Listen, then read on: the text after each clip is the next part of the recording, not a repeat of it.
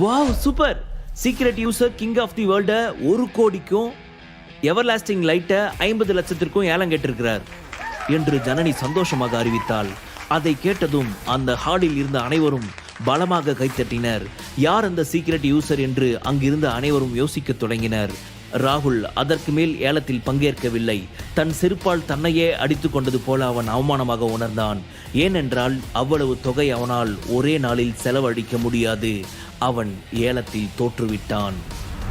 20 லட்சம் மதிப்பிலான நகைகளை 1.5 கோடி கொடுத்து சீக்ரெட் யூசர் வாங்கியதும் அங்கிருந்த அனைவரும் ஆச்சரியமடைந்தனர். அவர் நிச்சயம் கோடீஸ்வரராகத்தான் இருக்க வேண்டும் என்று அனைவரும் நினைத்தனர். அந்த சீக்ரெட் யூசரால் ராகுலால் அந்த நகைகளை தனக்கு சொந்தமாக்கிக் கொள்ள முடியவில்லை. அவன் கண்கள் கோபத்தில் சிவந்திருந்தன. அங்கு தன்னை விட சிறந்தவன் யாரும் இல்லை என்று அவன் நெஞ்சை நிமிர்த்தி கொண்டு நின்ற சமயம் அந்த சீக்ரெட் யூசரால் தலை நிமிர முடியாத நிலை ஏற்பட்டுவிட்டது. கிருத்திகா ராகுலை பார்த்தாள். சாரி கிருத்திகா, இதுக்கு மேலே என்னால் ஏலம் கேட்க முடியாது என்று ராகுல் சங்கடத்துடன் சொன்னான். அவன் சொன்னதை கேட்ட கிருத்திகாவிற்கு கோபம் வந்தது. யூசர் நம்பர் 9527க்கு தான் இந்த 2 நகைகளும் சொந்தம் என்று ஜனனி மகிழ்ச்சியுடன் சொன்னாள். அந்த நேரத்தில் அந்த யூசர் ஐடியில் இருந்து ஒரு மெசேஜ் வந்தது. கிங் ஆஃப் தி வேர்ல்டுக்காக எவ்வளவு பணம் வேணும்னாலும் செலவு பண்ணலாம். அடுத்த 10 வருஷங்களுக்கு இதை விட அற்புதமான படைப்பு வெளிவர வாய்ப்பில்லை. எவர்லாஸ்டிங் லைட்டை பற்றி சொல்லணும்னா அது ஒரு குப்பை. இதே மேடையில் எவர்லாஸ்டிங் லைட்டை துண்டு துண்டா உடைச்சு போடணும். அந்த நகைக்கு நான் தான் சொந்தக்காரன் அப்படின்றதால இதுதான் என்னுடைய விருப்பம் என்று மெசேஜில் வந்திருந்தது. ஜனனி உட்பட மெசேஜை படித்த அனைவரும் அதிர்ச்சி அடைந்தனர். எவர்லாஸ்டிங் லைட்டை தன் கையில் எடுத்த ஜனனி தன் கண்களை இறுக மூடிக்கொண்டு அந்த நகையை தரையில் அடித்தாள். அடுத்த கணம் அந்த நகை துண்டு துண்டாக உடைந்தது. உண்மையில் உடைந்தது நகை மட்டுமல்ல, ராகுல் கிருத்திகாவின் மனங்களும் கூட. யார் அந்த சீக்ரெட் யூசர் என்று ராகுல் தன் கை முஷ்டியை இறுக்கியபடி கேட்டான். அந்த ஹாலில் இருந்த அனைவரின் முகத்தையும் உற்று பார்த்தவனின் கண்கள் இறுதியில் விக்ரம் மற்றும் சுரபியின் மீது பதிந்தது. இல்ல, அது அவங்களா இருக்க வாய்ப்பில்லை. இவங்க இல்லைன்னா வேற யாரா இருப்பாங்க? ராகுல் வா, நம்ம இங்கிருந்து போகலாம். அந்த சீக்ரெட் யூசர் யாருன்னு அப்புறம் கண்டுபிடிக்கலாம். எனக்கு இங்க இருக்கவே அவமானமா இருக்கு என்று கிருத்திகா சொன்னாள். மறுபுறம் சுரபி மிகவும் சந்தோஷமாக இருந்தாள். அவளது டிசைன் சிறந்த டிசைனாக மாறியது. இனி அவள்தான் புருஷோத்தமன் குரூப் ஆஃப் கம்பெனிஸின் சீஃப் டிசைனர். அவள் முகம் மகிழ்ச்சியில் பிரகாசித்தது. அவள் மனம் வானத்தில் சிறகடித்து பறந்தது. இந்த அழகான நகையை டிசைன் பண்ண டிசைனர் புருஷோத்தமன் குரூப்பின் சீஃப் டிசைனர் மிஸ்ஸஸ் சுரபி மேடை ஏறி வந்து பேசுமாறு கேட்டுக்கொள்கிறேன் என்று ஜனனி புன்னகையுடன் சொன்னாள். சுரபி தன் உணர்ச்சிகளை கட்டுப்படுத்தி கொண்டு தன்னம்பிக்கையுடன் மேடை ஏறினாள். மேடையில் ஏறியதும் தன் 2 கைகளையும் கூப்பி அனைவரையும் புன்னகையுடன் வரவேற்ற சுரபி, உங்களோட அன்புக்கு ரொம்ப நன்றி என்றாள். விக்ரம் அவளை புன்னகையுடன் பார்த்து கொண்டிருந்தான். அவர்கள் அனைவரையும் பார்த்து புன்னகைத்த சுரபி பேச ஆரம்பித்தாள்.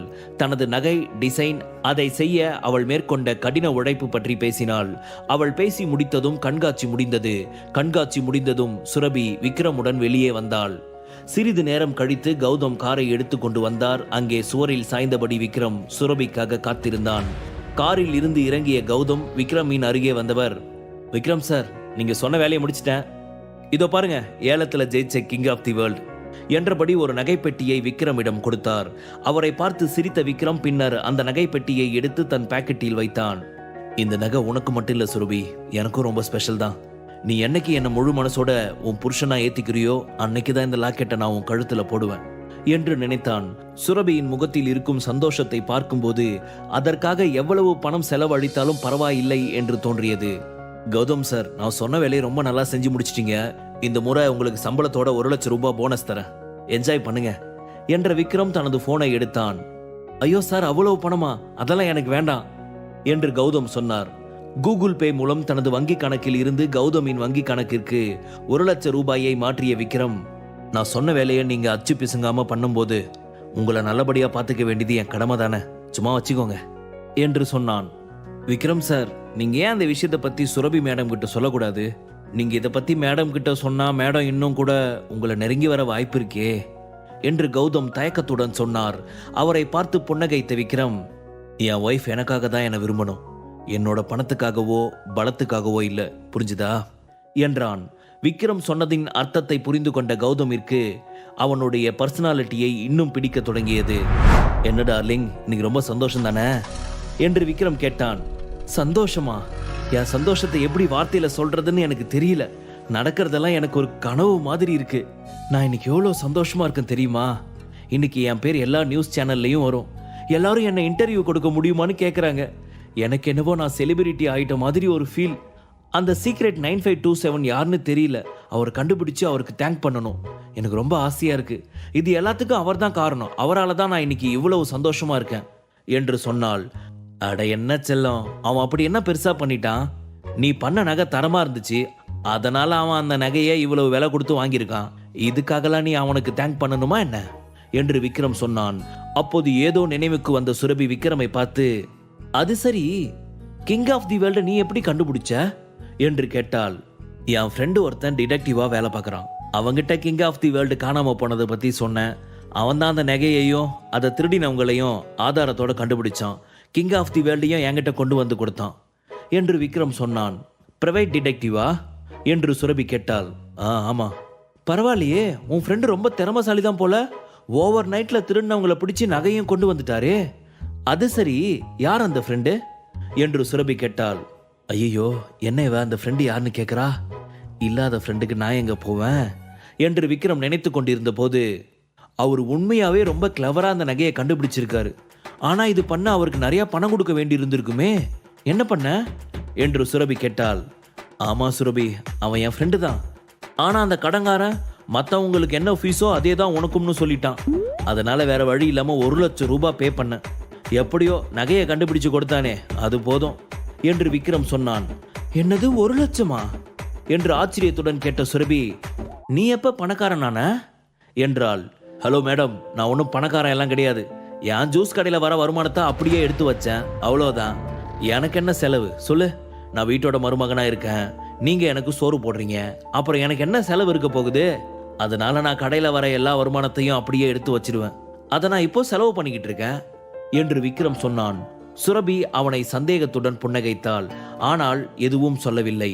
கிரேட் எஸ்கேப்டா சாமி என்று நினைத்த விக்ரம் தன் பாக்கெட்டில் இருந்து ஒரு பென் டிரைவரை எடுத்து சுரபியிடம் கொடுத்தான்.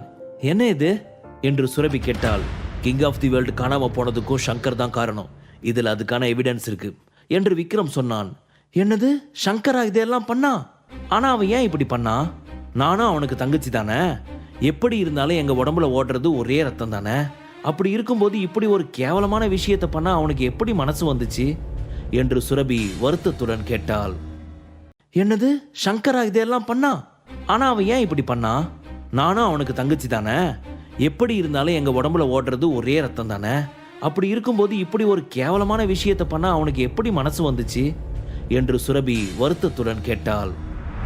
அவன் என்னைக்கு உன்னை தங்கச்சியா பார்த்தான்? எப்ப பார்த்தாலும் உன்னை இன்சல்ட் பண்றதையே வேலையா வச்சிருக்கான். நீ தான் அவங்கள எல்லாம் சொந்தம்னு நினைக்கிற. ஆனா அவங்க யாரும் உன்னை சொந்தம்னு நினைக்கல. ஆனா ஒண்ணு, அவன் பண்ண தப்புக்கான தண்டனைய அவன் அனுபவிச்சே தீரணும். அவன் ஒன்னும் சாதாரண தப்பு பண்ணல. கிட்டத்தட்ட 10 லட்சம் ரூபாய் மதிப்புள்ள நகையை திருட ஸ்கெட்ச் போட்டு கொடுத்திருக்கான். இதுக்கு அவனுக்கு நிச்சயமா தண்டனை கிடைக்கும் என்று விக்ரம் கூலாக சொன்னான். உன்னால என்ன பண்ண முடியும் என்று சுரபி கேட்டாள். ஆல்ரெடி பண்ணியாச்சு பேபி. இதுல இருக்கிறதோட ஒரு காப்பியை நான் ஏற்கனவே சங்கர் வீட்டுக்கு அனுப்பி வச்சிட்டேன் என்று விக்ரம் சொன்னான். அதே நேரம் சென்னையில் உள்ள ஒரு ஆடம்பரமான பங்களாவில், ஐயோ அப்பா ப்ளீஸ் என்னை அடிக்காதீங்க. நீங்க இந்த மாதிரி என்னை அடிச்சா நான் வீட்டை விட்டு வெளியே போயிடுவேன், இல்லைன்னா செத்து போயிடுவேன் என்று வழியில் அலறிய குரல் அந்த வீடு முழுவதும் எதிரொலித்தது. ஏற்கனவே நீ பண்ண காரியத்தால வெளியில தலை காட்ட முடியாம தான் நான் முடிஞ்ச வரைக்கும் வீட்டுக்குள்ள இருக்கேன். அது பத்தாதுன்னு இப்ப இவ்வளோ பெரிய பிரச்சனையை இழுத்து விட்டுருக்க. உன்னாலதான் இன்னைக்கு நம்ம குடும்பம் எவங்கிட்டயோ பிச்சை எடுத்து சாப்பிட்ற நிலைமைக்கு வந்திருக்கு. இதுக்கப்புறமும் நீ அடங்கலனா எப்படி என்ற யஷ்வந்த் தன் கையில் இருந்த கம்பால் மீண்டும் தன் மகனை அடிக்க தொடங்கினார். போது நிறுத்துங்க. நமக்கு இருக்கிறது ஒரே பையன், அவனை நீங்களே அடிச்சு கொண்டுடலாம்னு இருக்கீங்களா என்று கேட்டபடி அவரின் மனைவி நந்தினி அவர் கையில் இருந்த கம்பை பிடுங்க முயன்றார். சரி, திருடினதுதான் திருடினான், எவிடன்ஸ் இல்லாம பாத்துக்கணும்ல, அதையும் ஒழுங்கா பண்ணல. இந்த எவிடன்ஸ் மட்டும் வெளியே போச்சு, இவன் ஜெயிலுக்கு போறது உறுதி என்று யஷ்வந்த் சொன்னார். பா, இப்படியெல்லாம் நடக்கும்னு நான் எதிர்பார்க்கல. நான் அந்த டேவிட் மேல ரொம்ப நம்பிக்கை வச்சிருந்தேன். ஆனா அவன் இப்படி துரோகம் பண்ணுவான்னு நான் நினைக்கல. தன் மகனின் பேச்சை கேட்ட யஷ்வந்திற்கு கோபம் வந்தது. முட்டாள் முட்டாள், அது எவ்வளவு பெரிய விஷயம்னு உனக்கு இன்னும் புரியல. ஏற்கனவே நீ பண்ண காரியத்தால நம்ம குடும்ப தொழில் நம்ம கையை விட்டு போயிடுச்சு. 10 லட்சம் ரூபாய் மதிப்புள்ள நகையை திருட வந்த திருடனுக்கு உதவி பண்ணது நீதான்னு டைரக்டர்ஸ் குரூப்புக்கு தெரிஞ்சா ஆனந்த் உன்னை சும்மா விடுவான்னு நினைக்கிறியா? உன்னை ஏதாவது பண்ணாலும் பரவாயில்ல, நான் தான் உன் கூட கூட்டு சேர்ந்துக்கிட்டு இதெல்லாம் பண்றேன்னு நினைப்பான். அதுக்கப்புறம் உன்னை காப்பாற்ற நான் தான் அவன் காலை பிடிச்சி கெஞ்சணும். இந்த விஷயம் மட்டும் வெளியே வந்தா புருஷோத்தமன் குடும்பத்தோட மானம் மரியாதை எல்லாமே அழிஞ்சிடும். அது மட்டும் இல்ல, கிருஷ்ணா குரூப் நம்ம ஒட்டுமொத்த குடும்பத்தையும் அழிச்சிடுவாங்க. அதுக்கப்புறம் நம்ம எல்லாரும் நடு ரோட்ல தான் இருக்கணும் என்றவர் நெற்றியில் வழிந்த வியர்வையை துடைத்தபடி சோஃபாவில் அமர்ந்தார். விடுங்க பார்த்துக்கலாம், அதுக்காக சங்கரை அடிப்பீங்களா? இது ஒன்றும் நீங்க நினைக்கிற அளவுக்கு பெரிய பிரச்சனையே இல்லைங்க. சுரபி யாரு? சின்ன பொண்ணு. நம்ம ஃபேமிலி முன்னாடி அவங்க எல்லாம் ஒண்ணுமே இல்லை. அவங்கள பார்த்து நாம ஏன் பயப்படணும் என்று நந்தினி கேட்டார். புருஷோத்தமன் குடும்பம் இப்போ கிருஷ்ணா குரூப்புக்கு கீழே இருக்கு. இதுக்கு என்ன அர்த்தம் புரியுதா? இப்போதைக்கு சுரபி குடும்பத்தை விட நாம கீழே இருக்கோம். இனி நாம தான் அவங்களுக்கு சலாம் போடணும். சுரபி இந்த எவிடன்ஸை போர்ட் ஆஃப் டைரக்டர்ஸ்க்கு அனுப்பாம நம்ம வீட்டுக்கு அனுப்பியிருக்கானா என்ன அர்த்தம்? அவளோட எண்ணம் என்னன்னு உங்களுக்கு புரியலையா? அவ இந்த எவிடன்ஸை மட்டும் அனுப்பல, இது கூட ஒரு லெட்டரையும் அனுப்பியிருந்தா. அதுல நாம அவங்க வீட்டுக்கு வந்து அவங்க கிட்ட மன்னிப்பு கேட்கணும்னு எழுதியிருந்தது என்று யஷ்வந்த் மெல்லிய குரலில் சொன்னார். அதை கேட்ட சங்கர் கோபம் அடைந்தான். என்னது, நம்ம அவங்க வீட்டுக்கு போய் மன்னிப்பு கேட்கணுமா? இப்படி சொல்ல அவங்களுக்கு எவ்வளவு தைரியம் இருக்கணும்? இல்லப்பா, நான் வரமாட்டேன். எந்த சூழ்நிலையிலையும் சுரபி கிட்டையும் அவ குடும்பத்துக்கிட்டையும் நான் மன்னிப்பு கேட்க மாட்டேன் என்று குழந்தையை போல சங்கர் அடம் பிடித்தான். ஏங்க இப்படி பயப்படுறீங்க?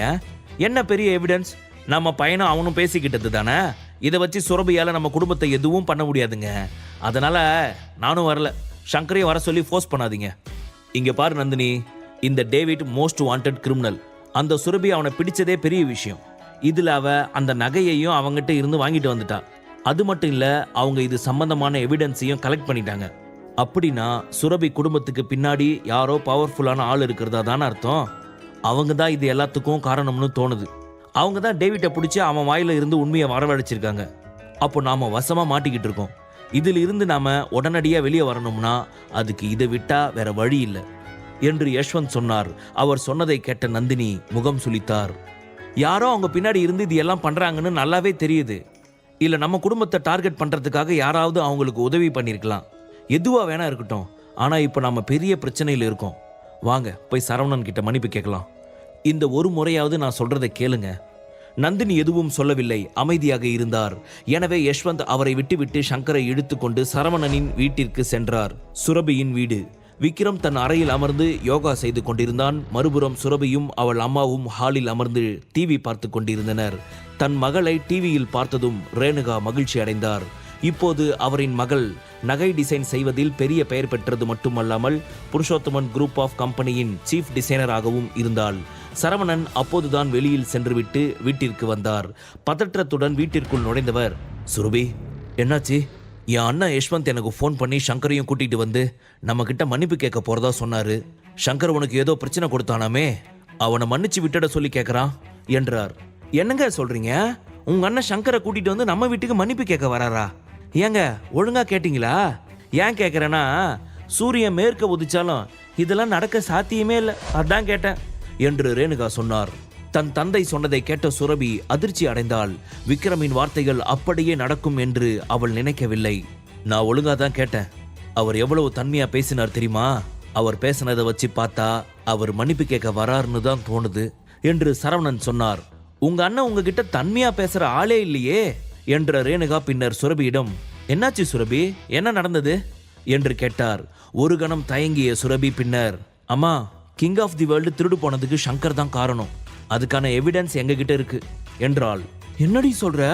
சங்கர் தான் இதை பண்ணானா? உன்னை கம்பெனியை விட்டு துரத்துறதுக்காக இப்படி எல்லாமா பண்ணுவான்? அது சரி, அந்த எவிடன்ஸ் எங்க?